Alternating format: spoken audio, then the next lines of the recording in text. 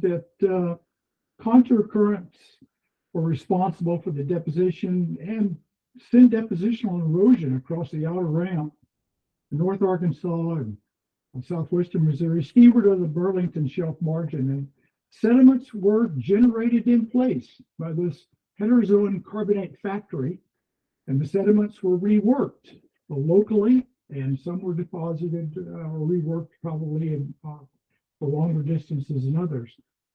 Going along with that was the depositional tectonic faulting. It created seafloor topography and affected the bottom current depositional and erosional patterns. And so what I see in the outcrop is contourite thickening and thinning near faults, slumping and mass transport deposition near the faults. There's some really unusual stratal patterns and the abundance of large bed forms like sediment waves near the faults. And I think that some of this work raises questions about so-called Walsordian mounds that have been previously interpreted across the Ozark area. All right, well, contourites, pelagites, and turbidites, those are the three end members of the continuum of deep sea facies.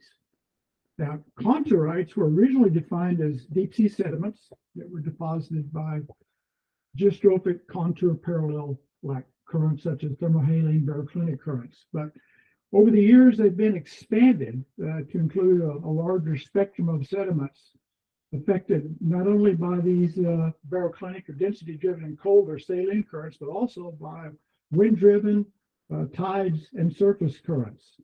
And we now know that because of this expansion and definition, that they are present in relatively shallow shelves, 100 meters or so in outer shelves, and all the way down to the abyssal seafloor. So it's a very wide-ranging system of deposits that make up the contourites. The systems themselves contain both erosional and depositional features that are created entirely by the bottom currents, and as I said before, outer shelf to abyssal plains. And the drifts, the contourite deposits are frequently called drifts, exhibit varying amounts of mounding and elongation with very odd shaped geometries. And the recent work is suggesting that high energy intermediate events interspersed with low ambient flows help build the drifts. Now I've highlighted these rectangular areas in red that refer to the types of geometries that may be present, or I think are present, in the lower Mississippian and the Ozark areas. The elongate mounded drifts, sheeted drifts, and fault control drifts. Contourites are known globally. Here, the deep water depositional features or contourites are highlighted here. This is an assemblage of information gathered over the last 50 years or so. Known depositional features representing contourite deposition are recognized mostly in Europe, but their recognition is now expanding into North America. And I think in particular, we can recognize the Lower Mississippian and the Ozarks as a new addition to that list. As I said, they have some strange geometries. These are large-scale examples of both siliciclastic and carbonate mounded drifts, separated drifts, sheeted drifts, and you can see they're very large-scale features. And so these are, tens of kilometers across, these very large features that are occurring in deeper water. Mulder and others have recognized very large-scale contourite drifts off the edges of the Bahamas in the Santorin Channel, the Portales Drift in the Florida Straits, and here and elsewhere. And so we see the large scales, but we can also recognize them at the smaller scale. And even though these are shown to represent deeper water environments, as I mentioned earlier, they also form in outer shelf, cool water ramps such as in Mallorca. This example here is from about 200 meters to 500 meters or so in depth. You can recognize that there are numerous discontinuities within these deposits. Red arrows indicate truncation. Magenta arrows represent downlap and convergence, and black arrows represent onlap. So a lot of convex upper geometry, erosional geometry, truncation, mounded features. It's really remarkable the kinds of features that you see. And not only that, but they're often associated with mass transport deposits, slumps, erosional truncation, and sediment waves. So we see a whole variety of features that occur in association with conchorite deposits. Now, how does that relate to the Mississippian? Well, this is Blakey's 2013 reconstruction of North America during early Mississippian time at 345 million years ago. I think it's a reasonable representation. Obviously, it's not exactly correct, which it's all imagination built in with a lot of data that's come along. And the location of the study area in the Ozarks was probably about 15 or 20 degrees south latitude. And it lay to the north of the Arctic Ocean, which is a narrow seaway, a remnant seaway that separated Laurussia from Gondwana. And of course, that was closing during the late Paleozoic time and became closed off entirely by early to mid Pennsylvanian time. So southeast trades were coming in like this, converging with the equator, and that sucks up the surface currents off at about 45-degree angle from the prevailing southeasterly trades, and then the net Ekman transport would have been about 95 degrees or 90 degrees from the trade wind direction. And that really set up coastal upwelling, which was recognized here, shown by the green arrows, by Evan Francine at Kansas Geological Survey to help explain the deposition of spiculatic heterozoic limestones in Kansas and the reservoirs up there. So we know we have a lot of cherty limestones in North Arkansas, namely in the Boone.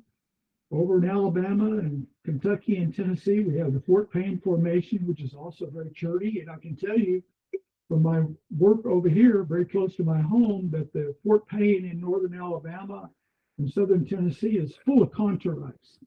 And those pass to the north into turbidites and slope features associated with a ramp system up there.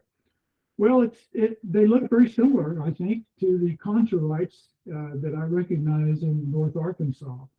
And so there are some great similarities. I think this is a very widespread system that extended across the southern part of Laurussia, at least over into Oklahoma. So the carbonate factory that generated oods was up in Iowa. And to the south, all that has been generated, generally speaking, were the crinoids, bryozoans, and brachiopods. So a huge crinoid factory was developing in southern Missouri.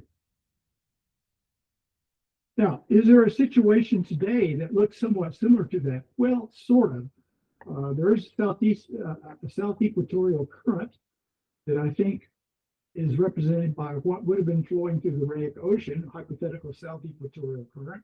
And that would have been located here, or is located here, at about 10 degrees south latitude in near Australia and New Guinea and through there.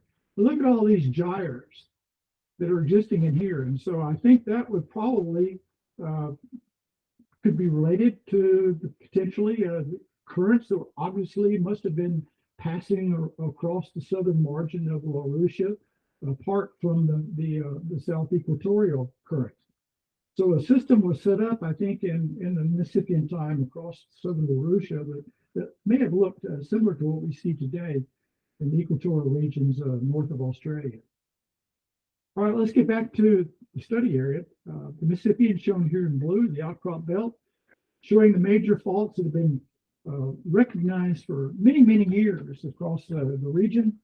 The outcrop belt located here, the stratigraphic column. I'm following the traditional stratigraphic column that's been developed over the years. I know it's been modified by Mazzullo and students over the last recent years, but for my purposes, I think that the old nomenclature works perfectly well for my purposes.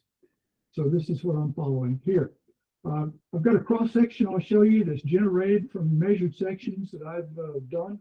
It's about 200 miles long, passing from Aldrich, Missouri, all the way down to near Batesville. This is what the entire Mississippian looks like. Two very long-term sequences here, Kinderhookian, Osagian, Merrimack, and of course that comprises several higher frequency third and fourth order sequences. And that's overlain by the Chesterian succession that includes the Moorfield, Batesville, Fayetteville, and Pitkin limestones and all up into the Youngville Formation. And these are the abbreviations of these locations. That's Aldrich, Missouri, Bear Mountain Quarry, let's see, Guyan, Arkansas, and Batesville and so forth. So it's a very long regional section. And I'm going to be dealing with this very thin interval of the Kinderhookian, lower Osagian, and then part of the lower to middle Osagian in here. We can see that these rocks basically condense basinward toward the basin into much deeper water. So this is the same cross-section, but focusing on the lower Mississippian.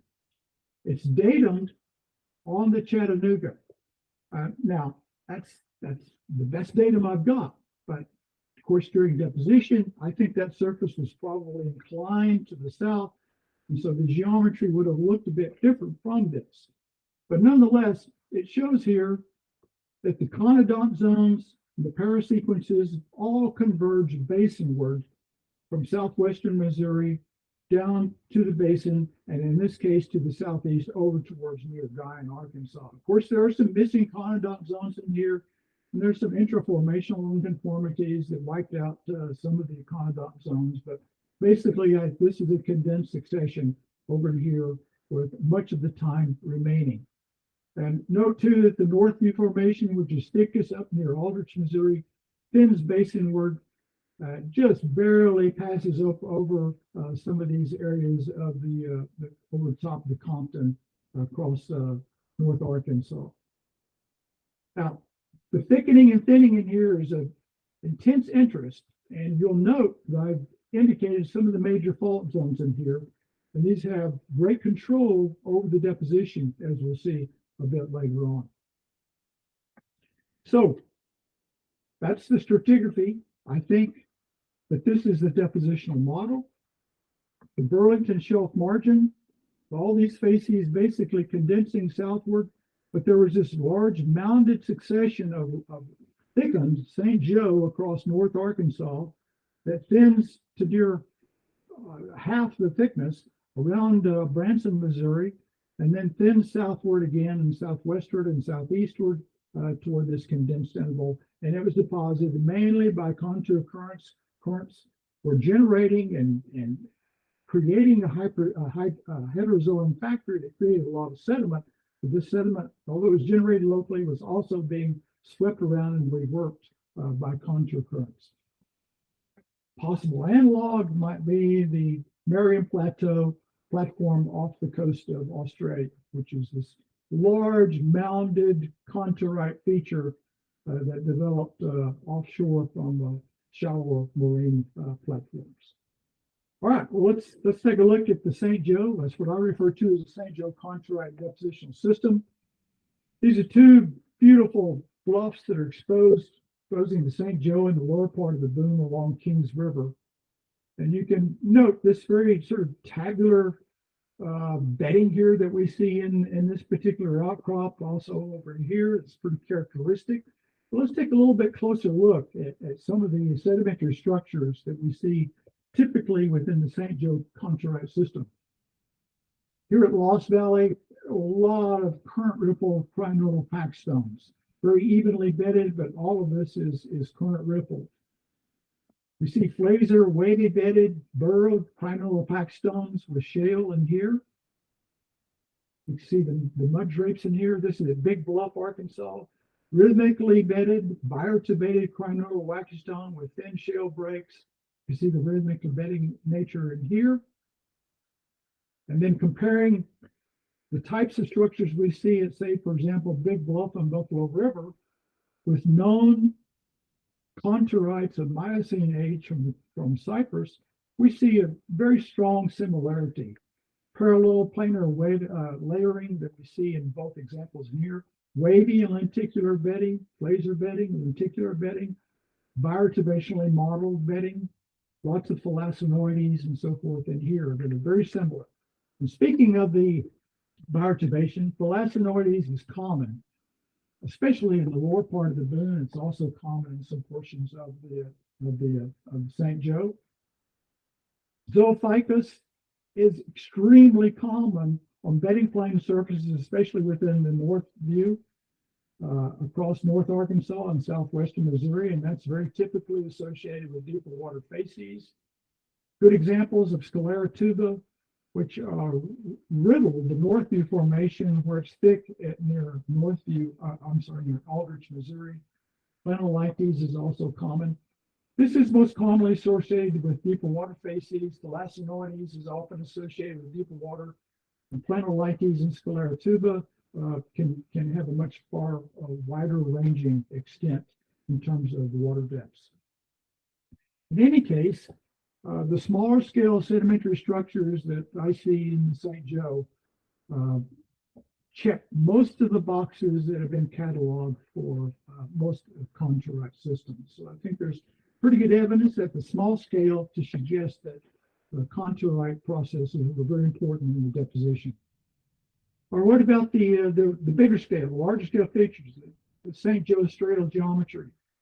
When you drive around, of course, on Bentonville and Bella Vista along Highway 71, you typically see this kind of flaggy bedded stratigraphy of 10 to 25 feet of crinoidal limestones.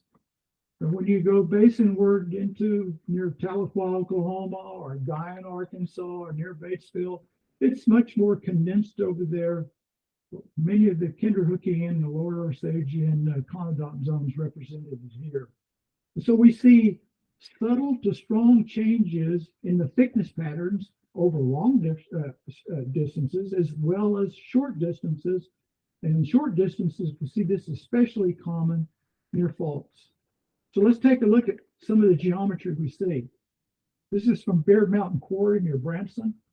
Not at all obvious the stratigraphy in there, or at least stratigraphic features.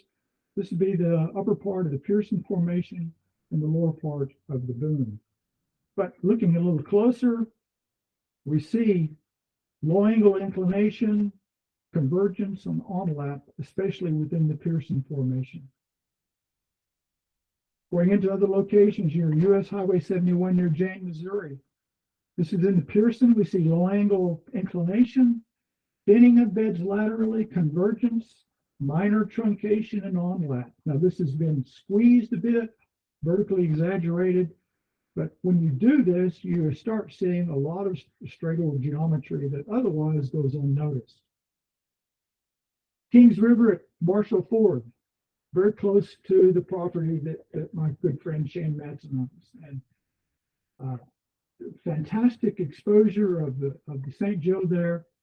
Flaggy bedded Compton, and then Northview, the lower part of Pearson shows some very striking and interesting progradation or lateral accretion and convergence of these beds toward the base of the Northview.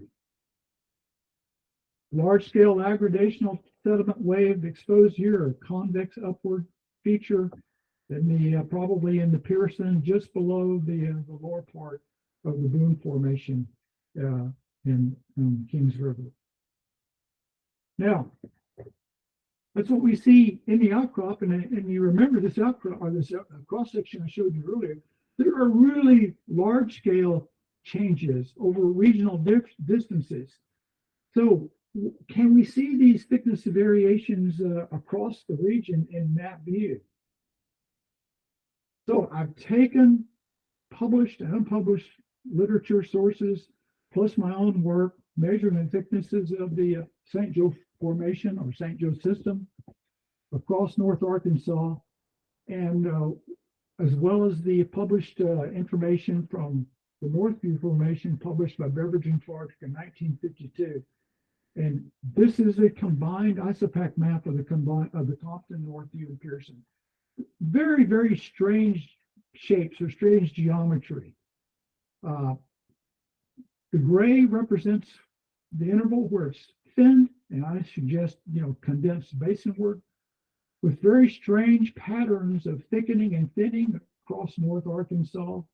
The amount of data that I have, of course, up in here is less, and so my geometry is not well constrained, but there's a very striking, no pun intended, thin interval in here of the St. Joe that extends northwest-southeast that parallels this northwest-southeast thick of the Northview Formation. So what in the world is going on in here? It's a very curious shape that challenges the notions of what one might think of as characteristic of a carbonate ramp.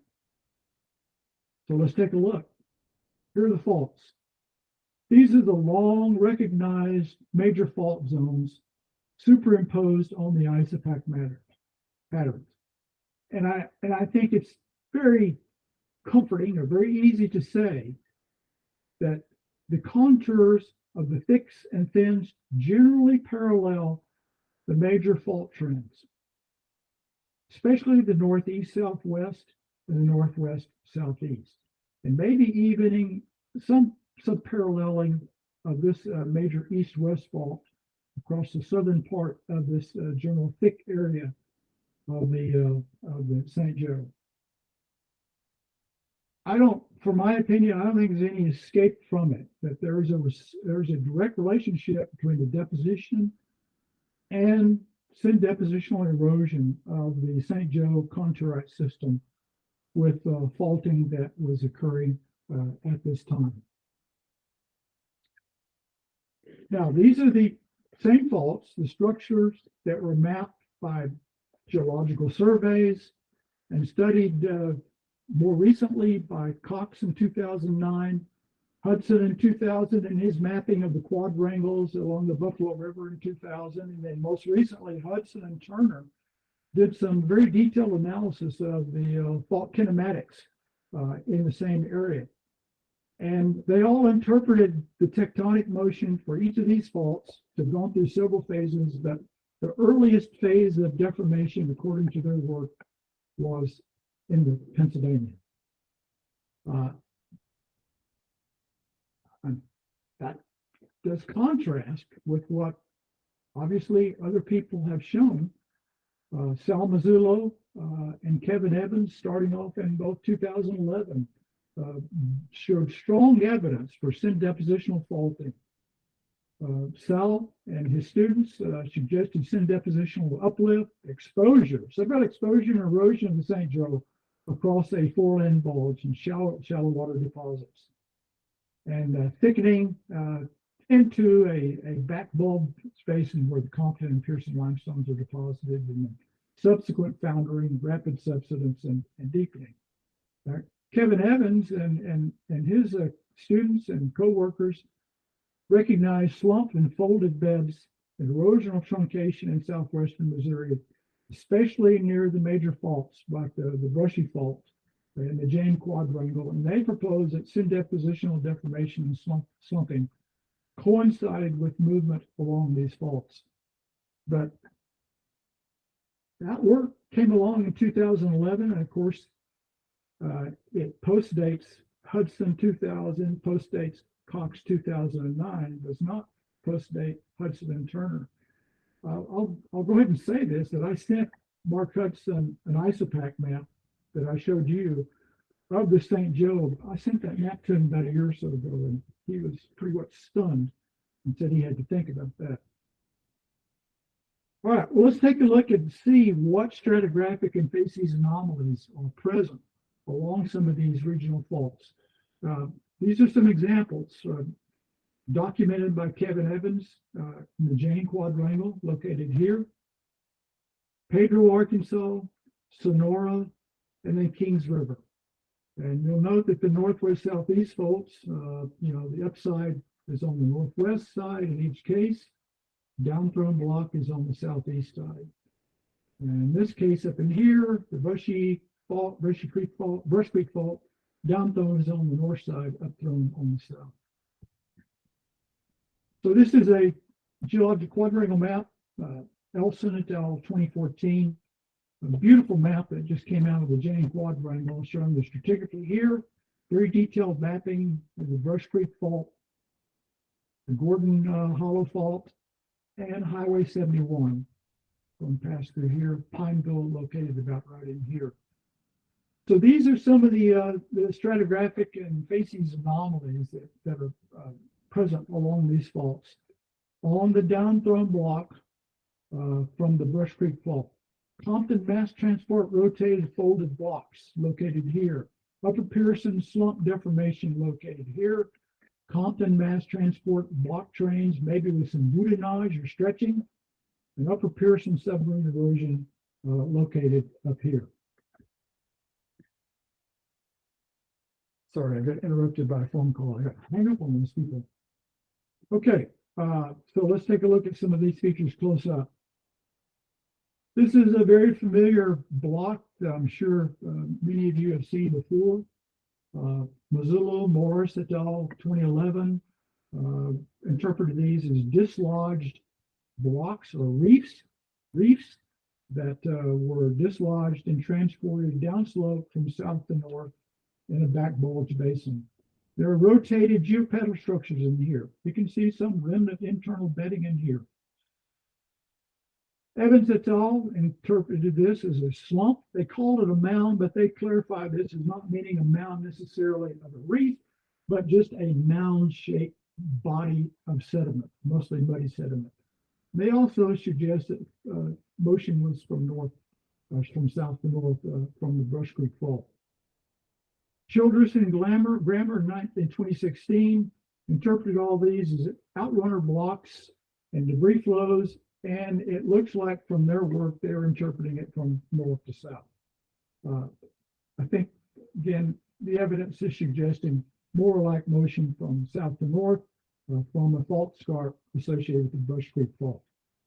This is another one of these examples of these sort of stretched or boudinage affected blocks in here, rotated, that we can see along the same outcrop on Highway 71.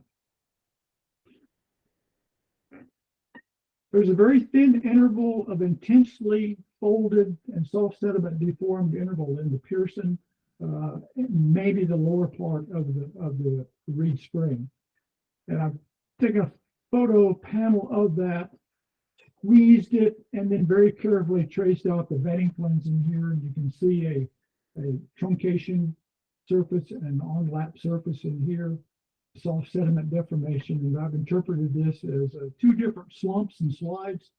A rotational slump located right in here with some truncation, and this being a slide block with a lot of deformation, and then post-depositional fill over the top of it, draping over the top of it. All that again indicating motion from south to north. All right, let's go to Pedro, Arkansas, and that's on the downthrown side of a splay of the Bentonville Fault. Previous investigations, Angela Chandler did her master's thesis on this and interpreted as a list of lists, which was a wild interpretation at the time. Liner in 1995 did some ground penetrating radar interpretation and suggested these are all sorted mounds. Morris et al. 2011 suggested a buried hill overlying an eroded Pearson reef. And then master's thesis in 2017, River Gary, under Chris Liner, interpreted these are list of us. I agree. I think that these are blocks that were derived from fault scarp on the downthrown side of the Bentonville Fault. These are too steep of a dips in here with this shaling interval. That's beyond the angle of repose. This stuff has been deformed and then subsequently draped by deposition of thickening and thinning reed springs over the top of it. None of this is in place. Go to Sonora, and if you've driven across Highway 412 across White River and peered off the north side of the bridge, especially at low water, this is what you see. This bi-directionally downlapping or convex upward large sediment wave with top lap truncation out right in here. Hundreds of feet long. This is a very large scale feature that was formed, again, just to the southeast side of the Fayetteville Fault zone. Now going over to Kings River. I had the distinct pleasure of floating this section of the river from near Marble all the way up to Marshall Ford, and did that in May with Shane and a lot of his friends. And we had a grand time, and I was absolutely stunned by the depositional features that one could see in the bluffs exposed along this river. So to put that back into context, this is a Drake Creek fault zone right here, and it gets perilously close to a couple of these outcrops in here. And for regional context, it's thickest just on the downthrown side of this block, and then thins on the north side in this area here. So, and it thins again to the south and southeast of this fault zone. So somewhere down in here, it must get quite a bit thinner according to the ice pack map. So let's take a look at various outcrops along that river. This is up near the put-in. Don't have a really great outcrop photograph, but it looks to be a normal thickness, tabular geometry, fairly well behaved in terms of the stratigraphic features and stratal geometry. As we go downstream towards the fault, we see this large scale but low relief sediment wave. That's not tectonics. That's all different, deposition, but we're getting closer and closer to a fault. A large-scale aggradational sediment wave that I showed you earlier. Top of the St. Joe is about right in here. There may be some truncation in here associated with an intraformational unconformity. About right in here in the lower part of the dune. And then very close to the fault, there's a large-scale sediment waves. This looks like Northview in here. Maybe this is a channel margin with onlap against it. Anyway, you've got certainly some wedge type stratigraphy of sediment bodies in here. And then juxtaposed right up pretty close to the fault here is Marshall Ford. So we see a lot of stratigraphic anomalies that develop, I think, as we get closer and closer to the faulting. Now, for you in Tulsa, let's go over to northeastern Oklahoma, and there are some very strange stratigraphic features. I know John McLeod has been working some of that in 10 Killer Lake and see some very odd features. I'll show you one example here on the Illinois River. Just went to this location along with Bob Goldstein and Deanna Ortiz-Ariza just back in December. Flew my drone across this feature and was absolutely stunned at what one could see here. This is the lower part of the St. Joe. This is getting up into the lower Boone or the Reed Spring in here. So this is a fairly thickened section of St. Joe in here. It's shelly at the base, cleans upward into at least granular looking carbonates, but then there are these large masses in here that are very odd and then pass laterally into tabular vented sort of features. But when we look at it more closely, we see some abrupt terminations in here, but also some sort of thinning or squeezing like boudinage in here. Is this boudinage and thinning in here, or are these low angle foresets? And as we pass laterally, we see stronger changes. Down here in the lower part of the St. Joe, we see a large scale prograding bed form right in here. Here again is this very massive feature with some foresets and this odd looking feature in here, maybe with some boudinage or thinning. And then eventually over here, far to the right or to the north, here's where things get even more interesting. There's thinning laterally and spilling off towards the north, truncation, and then draped by the overlying reed springs over the top of this. And that so happens to be juxtaposed against this major fault, regional fault, and this is on the upthrown block of it. And just beyond this, maybe a mile or so away, this whole interval is down to about a foot in thickness. The last one I want to show you for these sort of patterns of thickening and thinning associated with faults. I'll go back to that cross section, and this is around the Branson area. Branson itself would be located here. Branson North is an outcrop studied by Lopez at OSU back in early 2011, I think it was. Baird Mountain Quarry, Branson Airport, right in here. So you can see at Branson Airport, it's about 100 feet thick. And then Bear Mountain Quarry is slightly thinner. By the time you get to Branson North, the entire thickness, and this is chronostratigraphically constrained, is less than half the thickness of what we saw at Branson Airport. And that's reflected here by the ISOPAC map. So let's take a look at this.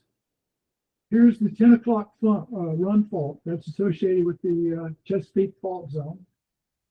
And here are the outcrop locations: Branson Airport, Baird Mountain Quarry. Both of these are located on the north side of the block, which happens in this case to be the downthrown side. And then an outcrop here near Silver Dollar City with a fantastic mass transport deposit with sediment waves. And then Branson North, which was studied by Lopez at OSU, is a muddy, much thinner St. Joe interval. Here's the Branson Airport. Mazzillo and students studied this intensely, and they recognized the northward migrating and northward thinning bed sets within the Compton and the Pearson intervals. The thickness here, as you can see, total is over 100 feet. We do a panorama of the Compton. Just for reference in here, this is considered classically the base of the Pearson with the bachelor sandstone, but Condot work done by Kevin Evans and some of his folks have recognized that this also includes reworked Devonian and lower Mississippian conodonts. So that's a very strange interval in here that we don't really understand. But note the northward migrating and thinning bed sets of the Compton in here. And as we pan towards the right or to the south, we see more of these are migrating from south to north, indicating sediment transport towards the north into a deeper setting. And going up section, this is in the Pearson.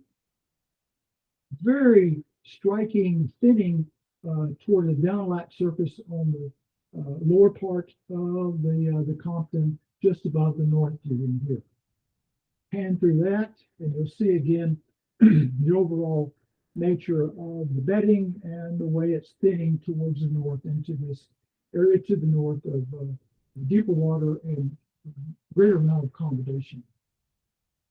And then the last photograph on the south side of that fault is the one we saw earlier, Baird Mountain Quarry, and it's still thick, the St. Joe interval, but is a bit thinner than what it was at Branson Airport.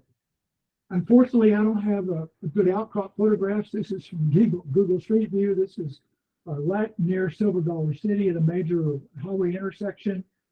And the 10 o'clock fault is just a few hundred feet away from this. And this is a view looking to the southeast, but these are blocks of Compton limestone that are surrounded by completely different rock. And so I'm quite convinced that these are slumped blocks that have been shed off of the fault to start with. And finally, we get up to Branson North, a section that was studied by Lopez in 2010, where the entire section of Compton to Pearson is about 40 feet, which is less than half the thickness of what we see just a few miles to the south at Branson Airport. And a much muddier facies, all wacky stones and pack stones for this entire interval, whereas at Branson Airport, we see a lot of pack stones and grain stones and even rub stones, much higher energy. So I think that we can see a number of contourite variations of large scale across these interpreted scent depositional faults. We see at Branson, this relationship that we just looked at a while ago, a thick accumulation of chondrites over this sort of separated mounded area that's quite large, regional extent, more than 100 feet thick, with convergence and deepening into this area of deeper water to the downthrown side, the depositionally downthrown side, or depositionally deeper water to the north of the 10 o'clock fault, with muddy and thinner facies, slide blocks of boudinage, wavy bedding, and the contrast very strongly with what we see to the south. Jane, Missouri, the south side to the north, see a not so thick contourite interval, about the same thickness on the south side or north side, but contrasting much different facies with the slide blocks, slumps, and wavy bedding and truncation at the top of the Pearson Formation.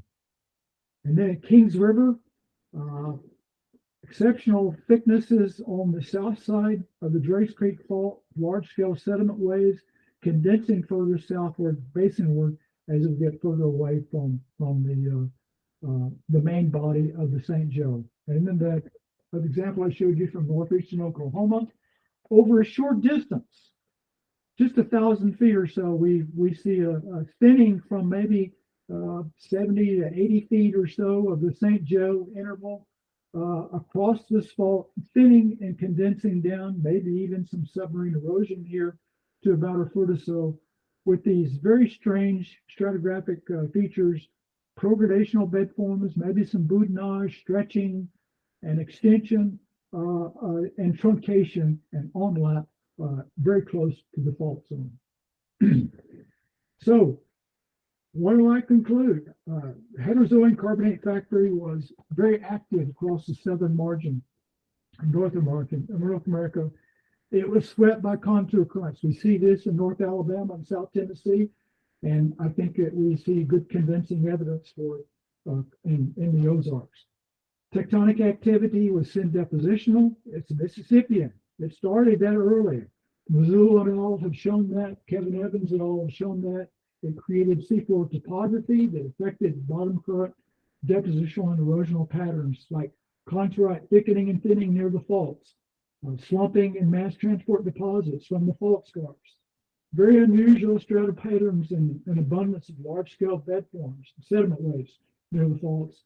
And there's evidence, I think, suggesting that Walsorian mounds, which have been previously interpreted across much of North America, or the Ozarks, I should say, is really questionable. I really question the long-held notion that there are Walsorian mounds. So I hope that this was somewhat stimulating to you. I don't expect you to agree with all of it, but I very much appreciate your attention and opportunity to speak to you today. Thanks so much.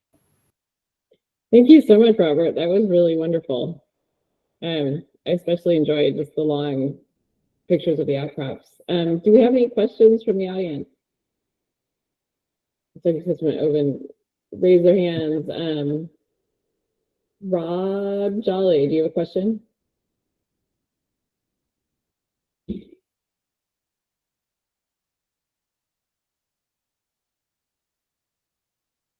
Or Mark? I think they're muted. Here we go. Yeah, my question is there much of a mud factory, or is it absent from winnowing or being too far south latitudinally, or what's the deal with the carbonate mud in these settings? Actually, there is a lot of mud, Mark, within the Compton Formation. Those large blocks that I showed are largely carbonate mud with the bryozoans, there are crinoids, there are brachiopods. The brachiopods in those blocks have tilted geopetals too. Mike Grammert and his students have shown that, the geopetals are even at various angles, suggesting various times of movement of those blocks. And the blocks, they get stretched out and they pass laterally into smeared, sheared mudstone, wacky stone with a lot of mud. The Pearson has mud too, but probably not as much as the Compton. I think that's a pretty fair assessment. Thank you. Rob, have you got a question? He's muted.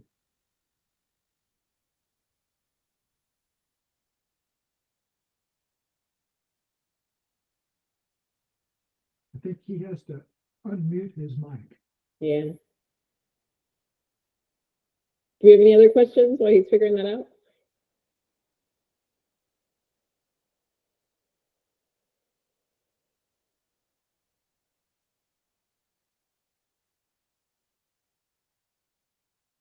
We had a comment in the chat from Shane saying, wonderful presentation. Thanks, and says Kings River, April 2025. So we may all have to be out there to join you then. Appreciate Shane. Hope to see you. I will see you in a couple more weeks. May I ask a question? Yeah, please do.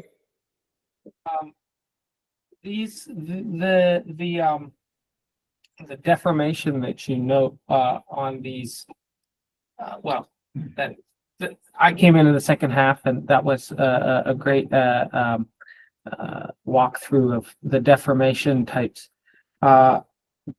Do these look like, is slumps the right way to describe them or interpret them? Built on, relief generated from a fault, or is there some sort of a stretch? Boudinage thinks more like stretching. Is there the rheology, the local rheology there? Do you, any comment on that or interpretation? I have always wondered about these blocks. Some of the margins are not abrupt. They tend to get stretched out. Someone pointed that out to me on LinkedIn, as a matter of fact. He says, that looks like boudinage. And I says, God, I never thought about that. And then I started looking at some literature, John, on mass transport deposits, slides, and boudinage, soft sediment boudinage is actually very common in slides. It's an area of extension just down from the head wall escarpment, extension in the rocks, and then further down the slide, then it becomes an area of compression. And so in that area of extension is where you would expect to see some boudinage. Now, I don't know if this is boudinage I'm seeing in the outcrop. It's a possible interpretation. But certainly all of that is soft sediment. Got a question in the chat too from James Howard. Can you expand on the argument that these outcrops do not fit the criteria for Robertson mounds?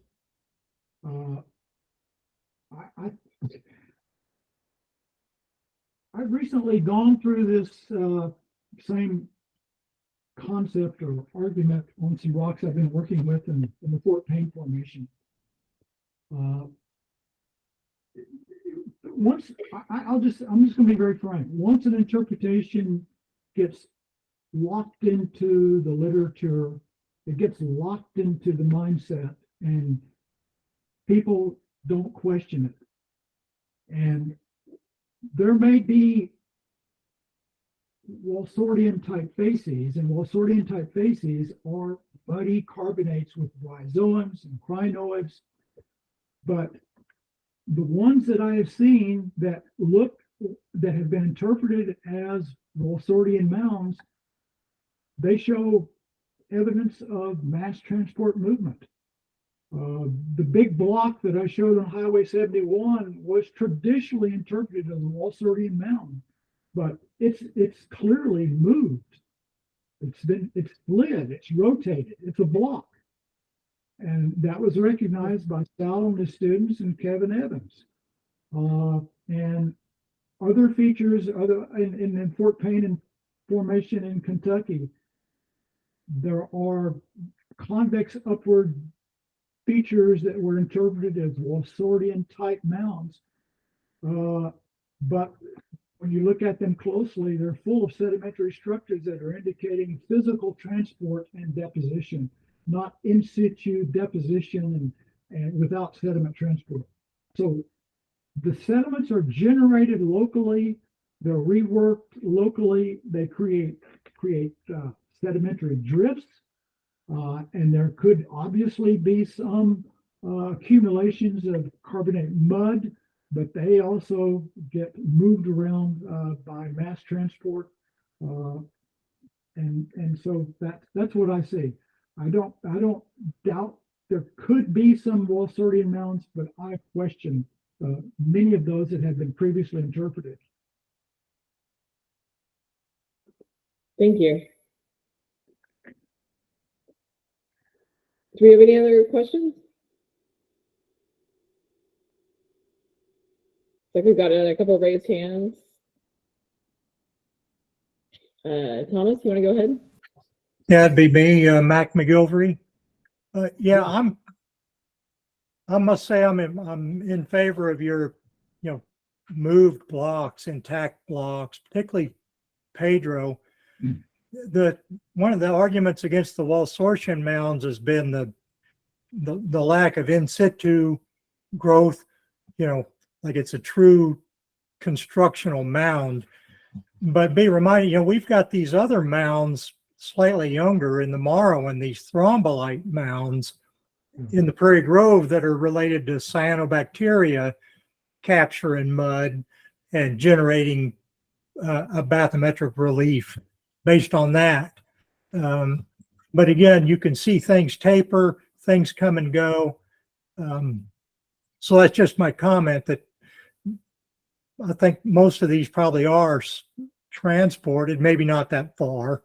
That's making a lot more sense. And then the other mounds we're looking at are more like the thrombolite mounds in the Prairie Grove and such. Yeah, I have not looked at those, but I don't doubt those observations, and are completely different animals, different biota between the Pennsylvanian and the Lower Mississippian. So, but good comments. I appreciate that. Right. Thank you. That was a good comment. Any other comments or questions?